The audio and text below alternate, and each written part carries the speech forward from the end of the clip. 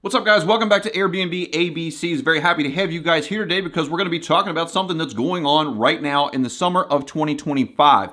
We are having our worst summer booking season since we started in the Airbnb VRBO short-term rental space in 2021. And I've heard this all around the internet that people are having really tough times filling their calendars for what should be the busiest, easiest to fill season, especially in the Smoky Mountains market. And we're not really totally sure how any of the other markets are doing, such as beach markets right now, but we're going to get into why I think that that's happening and what I am doing about it so that I can continue to make money with these listings, pay the mortgages, pay the bills, and move on to fight another day in the future. And when I start talking about coming in 2021, a lot of folks will be like, well, those were the COVID years. Those were boom years. Anyone could get in and make some money, and they are 100% correct. Those were boom years, and you could list anything for nearly any price, and it would book. But I look at the COVID years, especially from the big time travel rush and when everyone had all this spare money from the COVID relief checks and such, being 21 and 22. By the time that 23 and definitely 2024 came around, COVID had kind of really fallen by the wayside. All that extra money sloshing around had sort of evaporated or had been spent. And we are already starting to see sort of an economic malaise from headlines and interest rates and people not being able to afford things.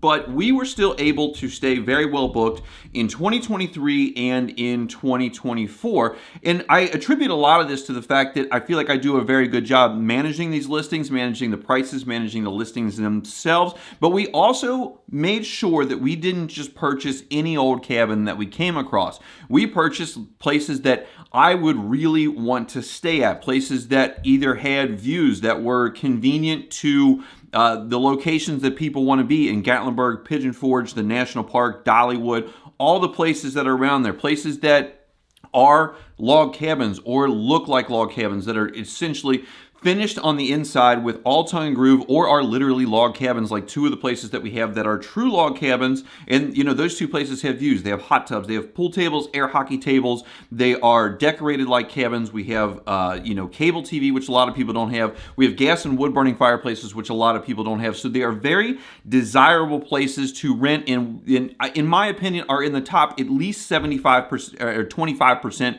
of the cabins that are in the Gatlinburg Pigeon Forge area. If not in the top, 80 or 90%. But with that, you cannot fight the general broad economy.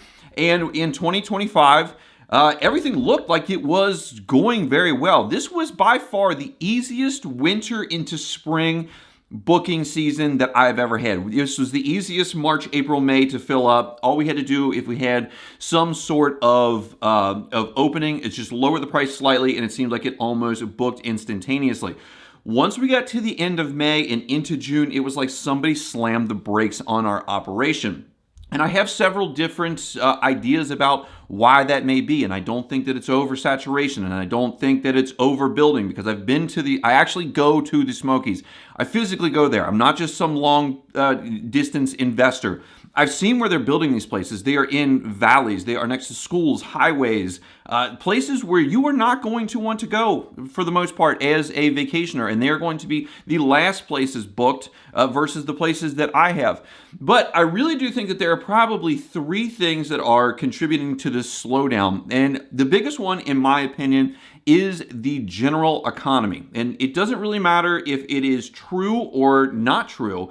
People have a just very down look on the economy. And this happened back in 2022 to 3 when interest rates started going up, housing prices went through the roof. The price of everything went through the roof. Food, vehicles, utilities, everything has gone up, and it's harder for folks to live. It just literally is. But when you go on the news anytime, you will see that the tariffs are taking money out of people's pockets. Everything is going up. The interest rates are up. And so even if things are good for that particular person, they're making plenty of money. They've locked in a 2.5% interest rate on their house back in 2021. They have 2 paid off cars. They make plenty of money and they don't spend it.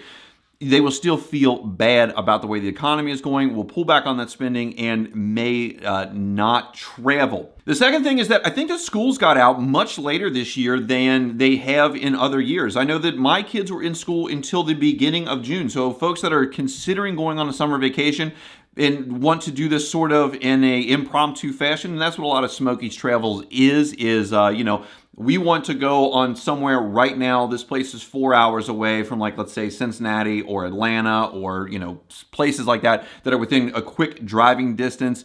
And those folks were not making those plans because their kids didn't get out in the last week of May.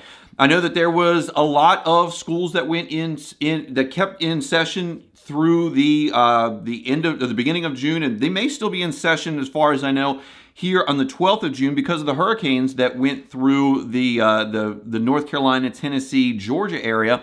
That was I think it was Hurricane Irene that came. It flooded everything out, caused a lot of delays.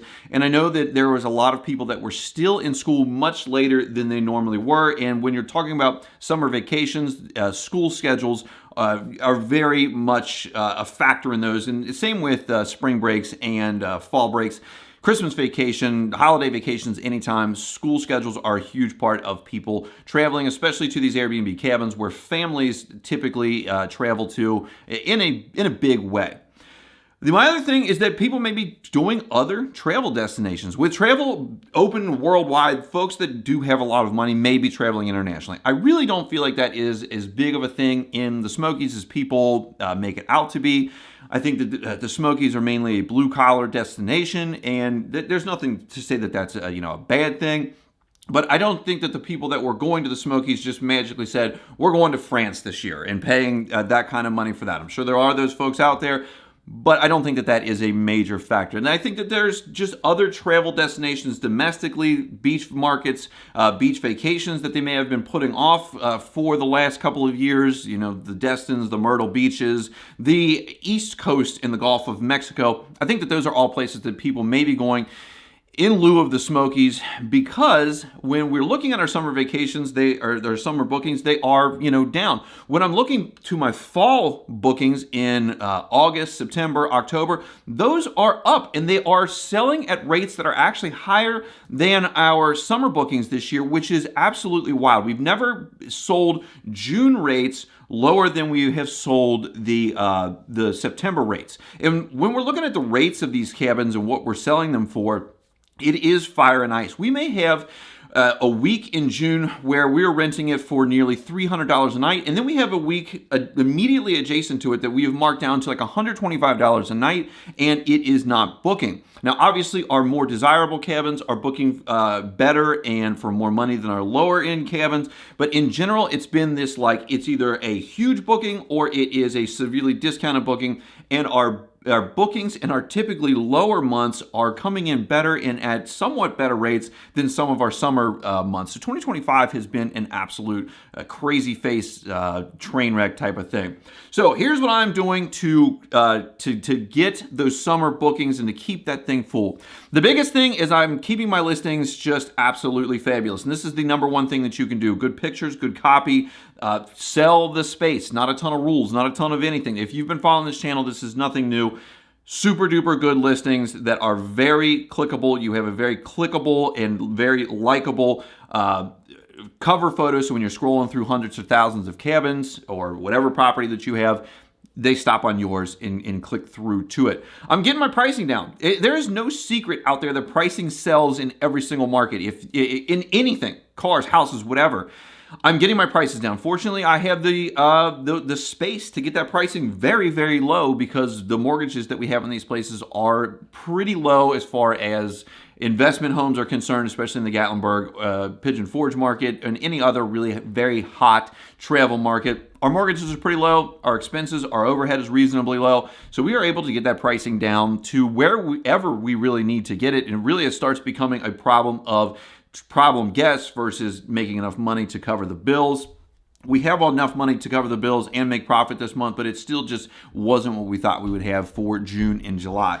Get those minimum stays down, guys. If you guys are having 3, 4, 5 night minimum stays, reduce that to 2. Reduce it to 2. That's going to keep the partiers out for the 1 night stays, but it's going to give you the shortest possible thing so that there may be someone who can afford $200 or $300 a night for 2 nights, but they're not going to be able to afford $200 or $300 a night plus all the taxes and fees for 4 nights. So if you get 2 2-night bookings, you're going to get what you were going to get for 4 nights, but it's actually going to book instead of just sitting vacant. The reducing your minimum stay is essentially akin to reducing your pricing for the individual guest, because they're going to be able to pay less and still stay at your place, and you're going to be able to get it booked, and everyone is going to be happy. And the biggest thing that we are trying to do this year that is different than the last years, we've always put a premium on farther out dates, with sort of discounting it down to the date that's at hand. And I found that when we do that, the Price Labs will set a very high level of pricing for those dates that are far out. They don't end up getting booked, and then a lot of times I find that they get booked for less than what I think that we could have gotten for them. So what I'm trying to do now is trying to capture bookings that are a little bit further out and at a rate that I think that they are going to book for. So instead of shooting for the moon, we are trying to capture as many of those out as far as we can at rates that I think that we should be getting them for, or maybe just a little bit above normal. And so far, that seems to have been working out. Again, I told you guys that our August or September and October, which is usually a hot month, but August and September are coming in at pretty good occupancy and pretty good rates. And I attribute that to taking out that far out premium that Price Labs wants you to put on there.